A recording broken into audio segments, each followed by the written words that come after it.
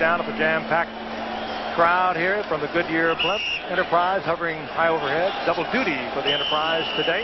They were also up the National League Championship game between the Mets and the Dodgers, and there is Lawrence Taylor, who has made already a couple of key plays for the Giants tonight. He's been very effective in his career against the Eagles. I'll tell you more about it. First and 10 Giants from their own 25-yard line. Sims dumps it off. Good coverage downfield, considering the Eagles tonight are going with two cornerbacks. Number 42, Eric Everett, a rookie fifth-round draft pick, and Eric Allen, number 21, another rookie cornerback. Well, here's the big guy, Reggie White, playing run first, going to the outside, then trying to beat Riesenberg, and he gets away to the inside. But in reality, he didn't make that break until he saw Sims go ahead and getting up towards the line of scrimmage. Credit to Phil Sims, though, that time with a smart play. Seeing he was going to take the sack, he effectively got rid of the ball. No loss of yardage. Second and 10.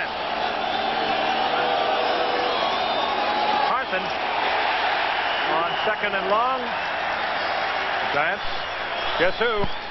try a trap play, and they get a yard out of it. Reggie White, Mike Pitts played that extremely well. Let's watch the big guy again, number 92. 6'5", 295 pounds. Uncanny agility, quickness, ability to stay on his feet. Played off the trap of Billy Ard and got in and made the play for no more than a half-a-yard gain for New York. Less than a yard, call it third down and 10. Adams, number 33, in the offensive set for the Giants. Good receivers in the backfield. McConkey. McConkey gets first down yardage out close to the 40-yard line, a gain of 14, and Phil Sims is limping. Started to go to the sidelines and changed his mind, came back into the huddle. And I don't know what was more impressive, the catch by by McConkey, or staying on his feet after the catch. Reggie White trying to get back to the inside. Phil Sims is going to have his arms up in his face, and that just can't be very comfortable to have 300 pounds come down on your face like that. They've been worrying about that. Riesenberg at right tackle against Reggie White. On first down. Sims fires it complete, and it goes to Stephen Baker. Beautiful. Holds on to it right at the sidelines, a gain of 12, and the youngster out of Fresno State, who was pressed into action by the loss of Odessa Turner, makes a good first down catch for the Giants. Look how well the Eagles play this on the zone. Two guys right there. The only way they can be beaten is by an absolutely perfect route and a perfect throw. And Stephen Baker delivers the route, and the ball was there waiting for him. Dwayne Giles back in the coverage along with Allen. But Baker gets the first down and just inside Eagles territory near the 49-yard line.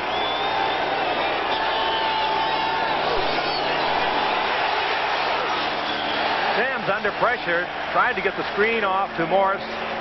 Now, who do you think might have been applying some pressure? Now, let's take a guess. Is it number 99, or would it be number 92, Reggie White? I'm more inclined to think that coming up the middle, we're going to see Reggie White, who just blows right by Bart Oates, the center, and forces a poor throw from Phil Sims. Now, this guy's got to take a play off here every now and then. That's about 5 plays in a row that Reggie White has made. Buddy Ryan says he's the best defensive lineman I've ever seen. And that's interesting, considering the defensive lineman that Buddy Ryan has coached with the Bears, the Minnesota Vikings, with the Jets. Second and 10. The reverse to Baker has a lot of speed. Reggie White reads it well, moves to the outside. Flag goes down as Andre Waters takes Baker out of bounds after a gain of a couple. I'd like to see how often, when you run a full reverse like this, that there's some sort of a clip or a holding call. It is so difficult when the man you're blocking changes direction when he reads the play. I'd say half the time you run a play like this, you're going to see some sort of a hold. Options were discussed with Reggie White. This may be Sims. Number 11. It's Phil Sims, the quarterback, who went out to try to make a block. Well, we can't question his motivation. Phil Sims will get into it. There he is, right in the middle of the screen. You number just a little bit blurred, and just as Dan said, the man he was trying to block changed directions on him. Phil felt compelled to hold him. I think it was Seth Joyner, the linebacker. It was. Well, you don't see holding on a quarterback very often. Second down and 20. The Giants now at their own 40.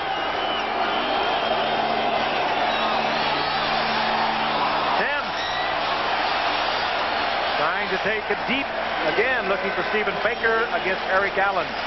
Eric Allen, good position, and Sims, seeing that early on, just overthrew everyone. You know, that holding on Phil Sims, I hope one of the offensive linemen took the opportunity to yell at him in the huddle. Quarterbacks are always yelling at linemen, hey, quit holding. What are you putting us in a hole like this for? I hope one of those guys up front had the presence of mind to turn around to Sims and say, Phil, you're killing us. You're killing us. Learn some technique, will you? Holding on a QB. I kind of like that. That's just the kind of quarterback he is. Along with Randall Cunningham, they'll do anything they can to be effective, to get something happening. Right now, Phil is looking at a third down and 20. Pressure again. Underneath is Adams. And Adams to the original line of scrimmage, where it'll be fourth down with Wes Hopkins defensively there, along with Seth Joyner. And the punting unit will come on. There's George Adams. They usually bring him in on the pass situation. Works well out of the backfield.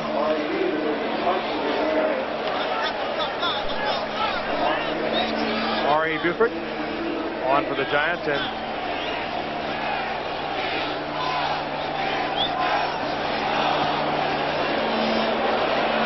Buford hangs it high and catches the end zone. Meanwhile, back at the 45-yard line, Reggie White was doing the straddle on Gary Reasons. I guess that was unintentional. They just became a little bit entangled. Gary Reasons did not start tonight. The Giants choosing to go with Pepper Johnson. So the Eagles will have the football, fouling the touchback at their own 20-yard line. And Reasons not starting because he's in Bill Parcells' doghouse. Boy, what a series this has been. I hope you've been following. It has been up, down. It has been a little bit of everything. It continues tomorrow night. You see it live, 8 o'clock Eastern Time. Giants lead 3-0. Inside 2 minutes remaining in the first quarter. Byers. And Byers over the 30-yard line at the 31 for an Eagles first down. Again, look how effective the Eagles are on first down when they elect to go to the air and throw the football. Now, Bill Belichick and the New York Giant defense isn't going to just sit back and let them do this every time on first down. But it certainly has been successful for the Eagles up to now, going to the air on 1st and 10. I'd do it until they stop it. Anthony Tony hits right at the line of scrimmage, squeezes out a yard, and Lawrence Taylor fights off a block to make the stop. Lawrence Taylor for his second game back from his 30-day suspension. Look how he closes. Look how he goes down, plays right off the hip of the tackle, beats the lead block of Keith Byers, knocks him to the ground, and then gets back in and makes the play. Does a lot of things for the Giants. A lot of people think you can run against Lawrence Taylor, but he plays a run very well, and of course it's maybe the best ever at the pass rush. But I'd rather run at him than run away from him. He catches everything. Second down and 9. Tony, left side, gets a block from Byers this time and gets out over the 40-yard line. He'll be held short of a first down as Eric Howard, the nose tackle, slides over to make the stop. Tony just wasn't going to go down, was it? Anthony Tony, the fullback, 6 feet 225, but a great deal of leg strength. That time had about 7 or 8 blue shirts bounce off before he finally went down. Tony can do a lot of things for you. Good receiver out of the backfield. Good compliment back there to Keith Byers, who they're also finding here in Philadelphia that Keith Byers can do a lot of things. Good receiver, good blocker. Time running out here in the first quarter. Third down and 1. And was the foul committed? It coincided with the time expiring on the clock, but Eric Howard sliding across and making the contact for the Giants. It looked to me like the contact was before the gun, at least the sound of the gun, but that might have been behind the clock. They're going to have to make a determination. The sound of the gun, as we heard it, I think came after the contact on the line of scrimmage. It would give the Eagles a first down. if it was against New York, if he wasn't drawn off. Those are the options being discussed. And here is Fred Wyant. Encroachment defense. Well, Fred Wyant has at least clarified that it's against New York. Looks like one of the officials is going to talk to him about now where it came in relationship to the ending of the first Well, quarter. we almost have to put a second back on the clock. That's true, because the clock will stop on the contact. It won't continue to run. Ticklish situation for Fred here. He's got Options being delineated to Randall Cunningham. delineated. Learned that over the 15 years traveling.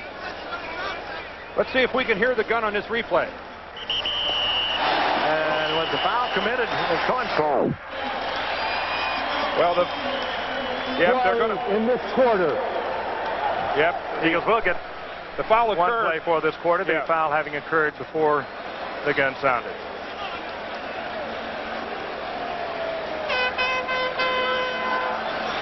Eagles on the season 2-3. The Giants are 3-2, and of course Phoenix out in front of the National Football Conference's Eastern Division. They are 4-2, and I'm sure interested spectators tonight. Final play of the first quarter, unless we have a defensive foul. Underneath, Tony. And Tony, close to first down yardage, gain of about 9. Harry Carson defensively for the Giants, along with Pepper Johnson. And that is the end of the first quarter. We'll be back after this message.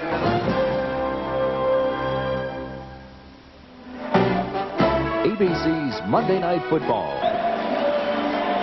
Giants lead the Philadelphia Eagles from Veterans Stadium in Philadelphia. Frank Gifford along with Dan Deerdorf. Al Michaels is winging his way to the west for the National League Championship Series. Will continue tomorrow night.